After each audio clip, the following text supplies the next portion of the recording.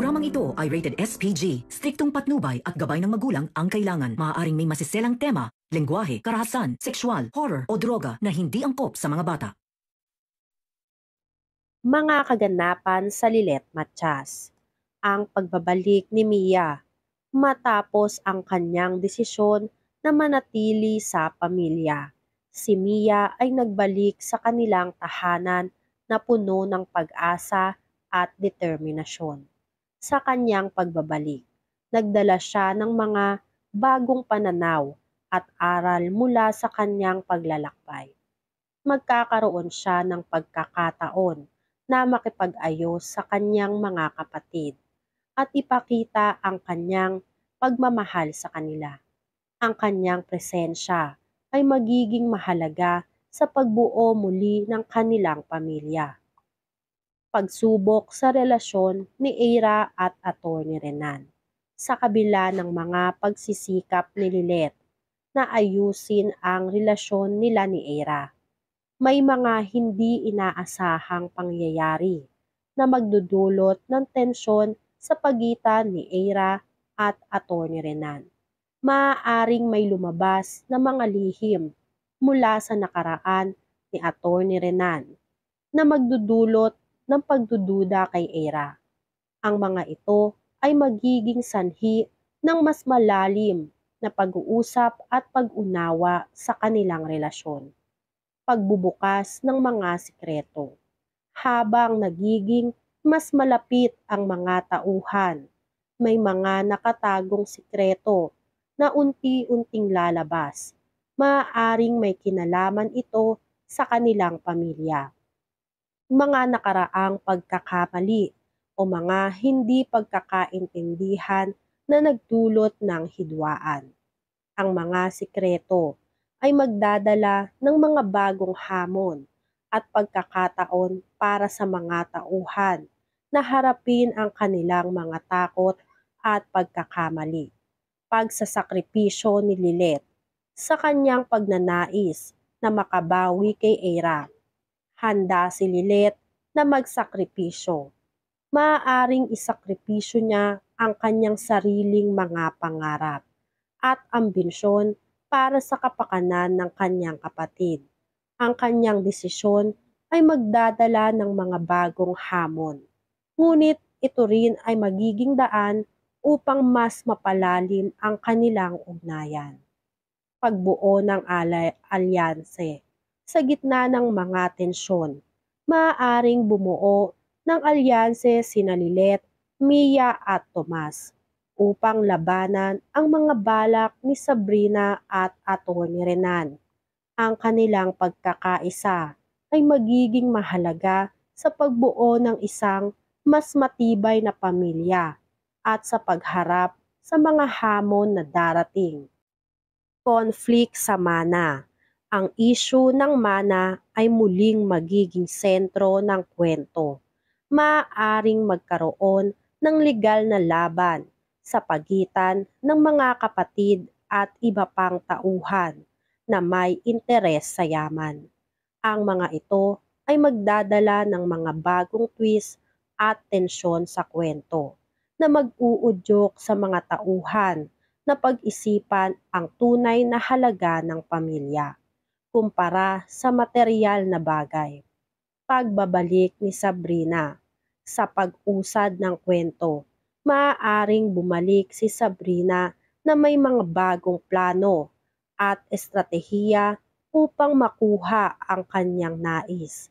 Ang kanyang pagbabalik ay magdadala ng mas maraming komplikasyon at hamon sa mga tauhan, lalo-lalo na kay Lilet at Eira. Pagsasama-sama ng pamilya. Sa kabila ng lahat ng pagsubok, ang kwento ay maaaring magtapos sa isang masayang pagsasama-sama ng pamilya. Ang mga tauhan ay matututo mula sa kanilang mga pagkakamali at muling magtatatag ng kanilang ugnayan. Ang kanilang paglalakbay ay magiging simbolo ng pag-ibig, pagtanggap at pagkakasundo. Pagbuo ng bagong simula. Sa huli, ang kwento ay maaaring magtapos sa isang bagong simula para sa lahat ng tauhan. Maaaring ipakita ang kanilang mga bagong pangarap at layunin na nagmumula sa mga aral na natutunan mula sa kanilang mga karanasan. Ang kanilang paglalakbay ay magiging inspirasyon sa mga manonood na pahalagahan ang pamilya at ang tunay na kahulugan ng pagmamahal. Ang kwento ni Lilet Matias ay puno ng emosyon, drama at mga aral tungkol sa pamilya, pagmamahal at sakripisyo. Ang mga susunod na kabanata ay tiyak na magdadala ng mas maraming hamon at pagkakataon para sa mga tauhan na magbibigay daan sa kanilang pag-unlad at pagkakaayos. Ang mga kaganapang ito ay hindi lamang magpapasigla sa kwento, kundi magbibigay rin ng inspirasyon sa mga manonood na pahalagahan ang kanilang mga pamilya at ang mga relasyon na mahalaga sa kanilang buhay. Ang mga dapat abangan sa Lilet Matias. Pagkakataon ng pagbabago. Ang bawat tauhan ay magkakaroon ng pagkakataon na baguhin ang kanilang mga pananaw at desisyon. Ang mga pagbabagong ito ay magiging susi sa kanilang pag-unlad at sa pagbuo ng mas matibay na ugnayan. Pagsubok sa katatagan. Ang mga pagsubok na darating ay hindi lamang maglalantad ng kanilang mga kahinaan, kundi pati na rin ng kanilang katatagan. Ang kanilang kakayahang harapin ang mga hamon ay magiging testamento ng kanilang pagmamahal sa isa't isa. Pagkakaroon ng bagong kaibigan. Maaaring may mga bagong tauhan na papasok sa kwento na magdadala ng bagong perspektibo at tulong sa mga pangunahing tauhan. Ang mga bagong kaibigan na ito ay maaaring maging mahalagang bahagi ng kanilang paglalakbay.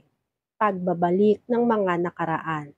Ang mga nakaraang pagkakamali at hindi pagkakaintindihan ay muling mabubuhay na magbibigay daan sa mga tauhan na harapin ang kanilang mga takot at matutunan ang mga aral mula sa kanilang mga karanasan.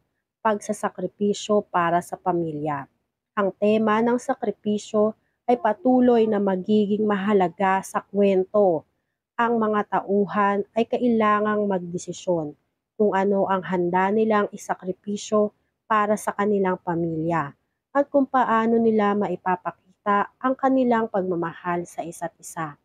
Yan nga ang mga kaganapan at mga dapat nating abangan dito sa Lilet Matias. Kung gusto nyo pa ng mga ganitong klaseng video ay mag-subscribe at i-like itong video na to.